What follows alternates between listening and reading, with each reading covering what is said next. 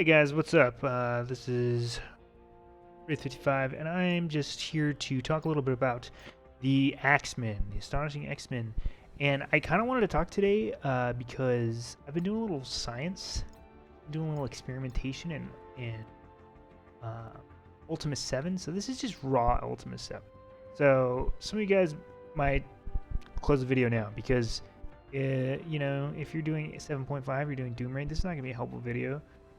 And honestly, you probably already know about this, but this is more for people who might be newer to the game and have access to Astonishing X-men because they came out recently, but you haven't necessarily built up a lot of teams. And so first of all, let's look at my Astonishing X-men. They're not huge, okay? So I unlocked Jubilee, but I didn't get a lot of stars on anyone. Even Beast I haven't finished farming. I'm still working on him up to 5 stars. Bishop's only at 4. Jubilee's at 5 with 4 red. So, she's okay. Iceman and Kitty Pryde only at 3.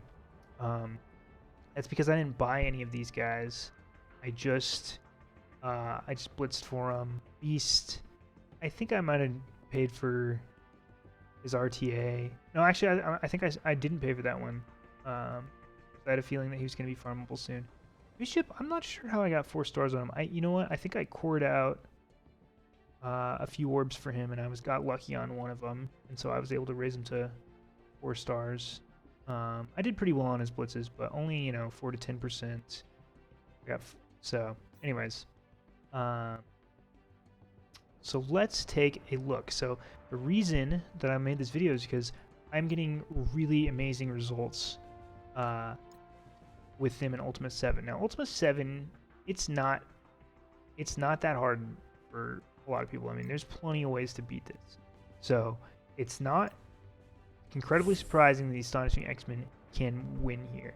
What I'm surprised about is this team power is able to steam through Ultimus 7, at least so far, no problem. And the reason that I even tried this is because the first thing that I did was I was finding the final boss node on this, the Ultimus node, and I was using my 400k symbiotes, and you can take a look at them. They're around 400k. I don't remember exactly. Oh wait, I don't know what I'm doing. Take a look. They're about 400,000. I was using my 400,000 symbiotes, and these guys are pretty reliable in Ultimate 7. However, I will say 3 of them are gear 14, these 3. And even with that, and these guys were both gear 12, even with that, sometimes they do die in Ultimate 7. I have had issues where they get one shot. Oh yeah, it kicked me out because I was taking too long looking at the screen. Where somebody gets one shot, one person goes down, especially if that person's anti-venom, then the rest of the team can go down.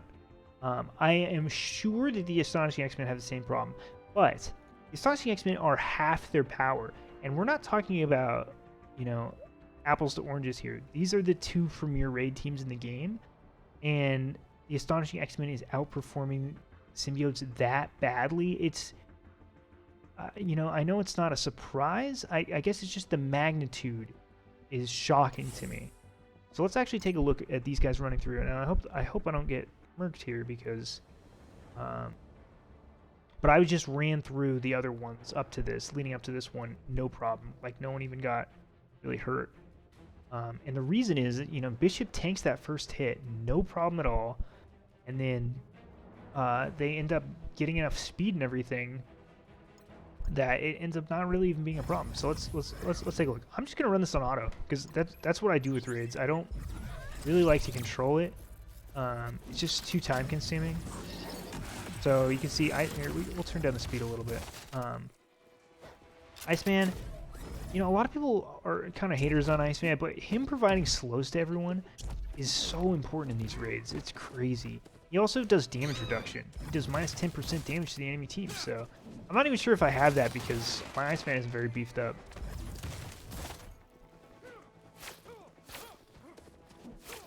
So I think the biggest danger in this fight is there's no revival. So if anyone goes down, they're not coming back. Whereas with symbiotes, there is revival. If somebody goes down, you still, as long as it's not anti-venom, you still have a chance. So yeah, we got a stun, and like, you would think, oh, Iceman, you kind of need to control him because his special only stuns if somebody's slowed. The thing is, there's so much slow on this team. Everyone's always slowed. I say that as 3 people on the screen are not slowed, but they will be soon, guaranteed. Oh, yep, she's about to ult and slow everyone on the enemy team. And here he goes with his offense up plus the energized. Does so much damage, even in Ultimus 7. I mean, they're punching way up here. This man slows half the board with his basic.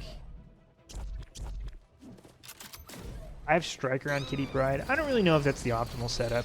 I really honestly haven't even worked on this team that much. I put a little bit of effort into these two, and I think I'm going to take Jubilee up to Gear 15 for Dark Dimension 4. But I'm not really that worried about that yet, because I haven't even started Dark Dimension 4 yet, and she's in the last part. So she'll be one of the last people I do, but... I mean, look at this. It's incredible. These guys are having no troubles. And these two are 26,000 power. I mean, they're like Gear Tier 8.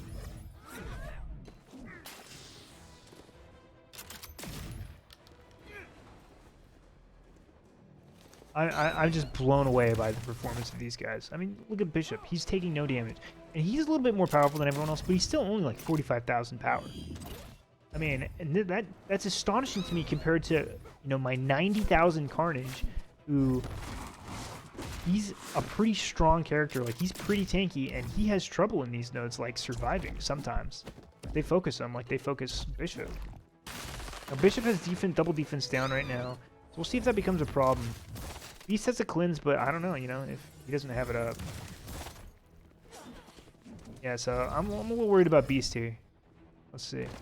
He really needs to go and use his special. If he doesn't use his special... Oh no, he's using his ult. It's actually kind of bad. But this is massive slow. Might be enough. So, I mean, the point of this video is not to say, like, oh, 200,000 Astonishing X-Men can run through the entire Ultimate 7 without any problems. I'm not trying to say that. I'm just saying that if you do have the Astonishing X-Men, even if you don't have them at high levels, you can probably run through Ultimate 7 no problem. And this might not be that useful to people, because I would imagine that most people who have the Astonishing X-Men can already run through Ultimate 7 no problem, because really to farm Jubilee, you kind of need to finish Doom War. Not Doom War, the Doom campaign. And those are pretty hard. You have to be pretty far along. But for anyone out there who has not got Jubilee, maybe you bought shards for Yellow Jacket or whatever. I don't know exactly how you might have done it, but if you have the Astonishing X-Men and you're having trouble with Ultimus 7 or just any rating, don't be afraid just because you only have a few stars on these guys. I mean, they can just put in work, even at only 200,000 power, even only 3 stars for some of these guys. I mean, Bishop's only at 4 stars, and he's still doing great. So, anyways, that's the point of this video. I just wanted to talk a little bit about that, and I think I just really like the Astonishing X-Men. I think they're so much fun to play as. In raids, they're incredible. I mean, I am just blown away. So, anyways, until next time, this is Raid 55. I'll talk to you guys later.